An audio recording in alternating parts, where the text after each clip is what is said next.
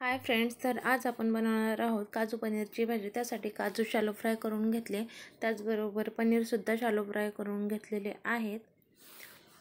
अशाच पद्धतीने पनीर पण शॅलो फ्राय करून घेतले। त्यानंतर मी ग्रेव्हीसाठी काजू आणि कांदा एकत्र शिजवून घेतला आणि त्याची प्युरी केली आणि अजून एक टोमॅटो घेतलं, लसूण घेतलं, अद्रक, कोथिंबीर याची पण प्युरी करून घेतली। एक टोमॅटो चिरून तो पॅनमध्ये छान परतून घेतला, त्यामध्ये काही खडे मसाले घालून तेही छान परतून घेतले। ग्रेव्ही आपण जे मिक्सरमध्ये बनवून घेतलेली ती पण त्याच्यात ॲड करून घेतली। त्यानंतर पनीर मसाला, कांदा लसूण मसाला त्यात ॲड केला, तो पण छान परतवून घेतला। त्याच्यामध्ये काजू ॲड केले,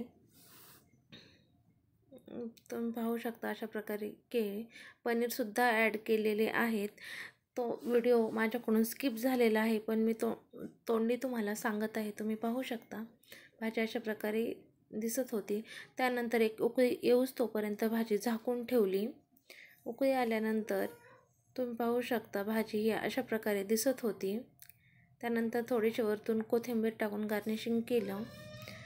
फायनल लुक जेव्हा भाजी आपण सर्व केली तेव्हा ही अशा प्रकारे दिसत होती।